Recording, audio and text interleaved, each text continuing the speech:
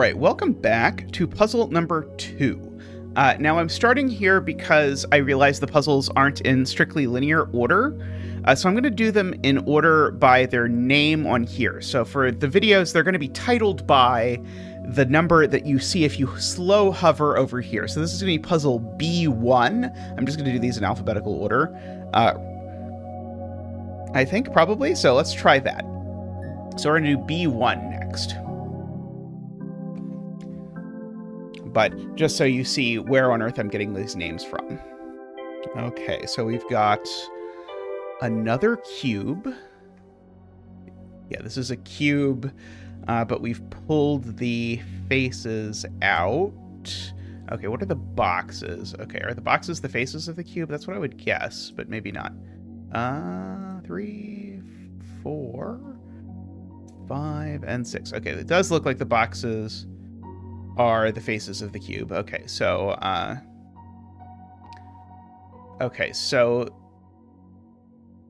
that's already interesting. Okay, so I got 5 numbers. So the first thing I'm seeing here, and I almost feel like this is going to be broken right away if I do this, is that if I highlight these have to be a 1, 3, 4, 5. No, okay, this is not going to be broken. Those can't be a 3 because they share this face. Okay. These are now from 1, 2, 4, 5 because there's a 3. But now I know that one of these is definitely a 2. So I'm going to do that with corners. So the two sorts of pencil mark we make, other than filling in a digit, are corner marks, which mean this thing is one of these places. It's a little confusing exactly what one of those places means in some instances, but we'll make do with it. And then we also have the center marks, as we talked about in the last puzzle, which mean this cell is one of these things. Okay. I also have just processed the fact, apologies, that these things are thermos. It does say that over here, but I didn't actually see it. It didn't stand out to me visually. And so what that means is that this number is bigger than that one. And if the thermo is longer, then it means the digits get strictly bigger as it goes along. So because this is the smaller digit, it can't be a 5 because that's the largest digit in the puzzle. And this one can't be a 1 because that's the smallest digit in the puzzle. Likewise, that one can't be a 1. And this one could normally be a 1, 2, 3, 4, not a 5 because it's at the bottom of a thermo. But we have a corner marked 2 here, which means this cell definitely isn't a 2 at the very least. So we've got all of that floating around. I'm kind of surprised there's not sort of like an extra region of these faces, like just the center thing of each face, but seemingly,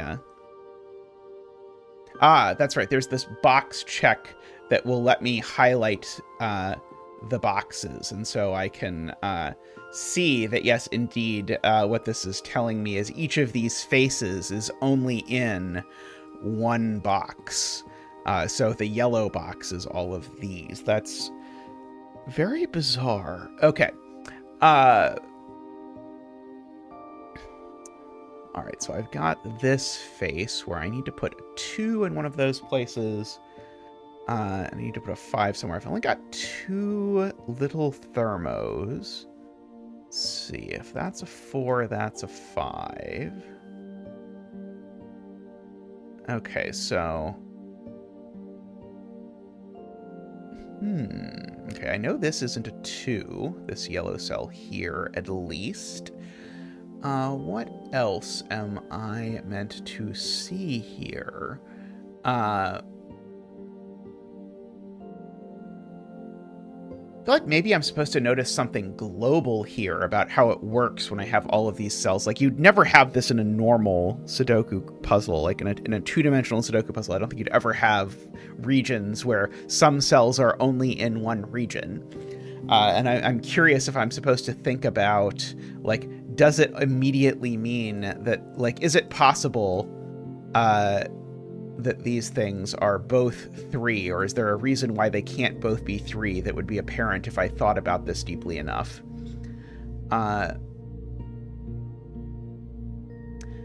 If these are both 3, that would put pressure on where the 3 went on this face, because we'd know that that couldn't be a 3. That couldn't be 3. So it would force the 3 to be here or here. That doesn't seem immediately to be interesting to me. Okay. I do know that one of these... okay. Here's a thing I had not noticed. Wait, how do I know this isn't a 4?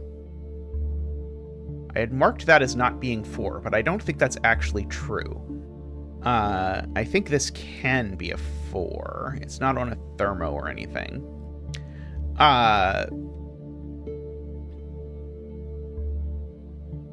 Because it would be really nice if I knew it wasn't 4, but I don't think I do know it's not 4. Okay, one of these 2 is 2.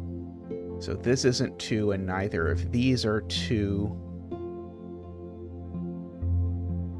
So this is 2. Okay, there is a Sudoku thing happening here. Okay, so, and I'm gonna clear the whole grid just to show you, am I?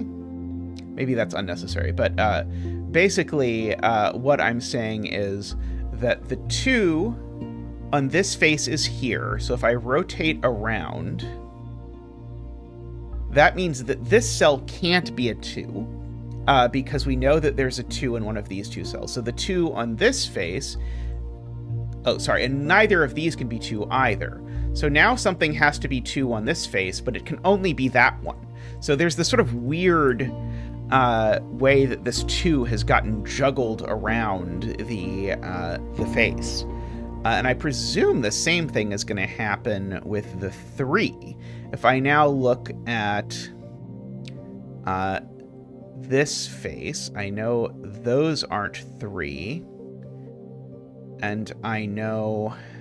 Okay, I know one of these 2 is 3 if I reverse the thing. Okay, so that's going to be the point of this. So this 3 looks at this face and says one of these 2 cells is 3. And so now on this face, that cell's not a 3. And so now none of those are 3, which makes this cell a 3. Okay, and so now we can look at the top and bottom, maybe? Okay, so we've got a bunch of 2s and 3s filled in. So 2 on the top face is in one of these 2 cells only, because the 3s block it off of those. And 3 on the top face is in one of those 2 cells. Presumably the same is true. Yeah, the same is true on the bottom face. Okay, that's going to be weird. Okay, so let me try and orient the cube this way so that I can maybe explain what it is I'm thinking about. So when I look at the top and bottom faces, which I can kind of squint at here, the 2 is locked out of these 3 cells. So one of these 2 is the 2 on the top face, and one of these 2 is the 2 on the bottom face. Now, I think naively it could be the case that both of these 2 cells are 2. But these can't both be 2 because they share actually 2 faces. So one of these 2 is 2, is what I'm saying.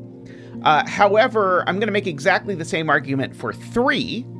If I look at 3s on the top and bottom face, those go in those cells, one of them on the top and one of them on the bottom. They can't both go here, so one of them goes here. So that means that these cells are a 2-3 pair. And it's funny, I actually, even though they don't see each other by Sudoku, they are a 2-3 pair. Okay. Now, what does that do, Zeta, you might ask? That is a good question. I have seen now, and I'm wondering how long it has been there, and I am a little embarrassed to ask myself, that I have a 1-4 pair on the bottom face, somehow. So that means that these cells are 1 and 4 in some order, which means that this cell is neither 1 nor 4. It is 3 or 5. So these cells are a 2, a 3, and a 5, and one of these two cells is a 5 for whatever that is worth. I thought that was maybe going to turn out to have been the key to everything. I don't think it was the key to everything. The 1-4 pair are in opposite corners. I was trying to decide if there's some cell that sees this 1-4 pair that I haven't yet marked. That cell sees the 1-4 pair. Because this cell shares this face with that and this face with that. And so this can't be a 1 or a 4 either. If I understand how life works.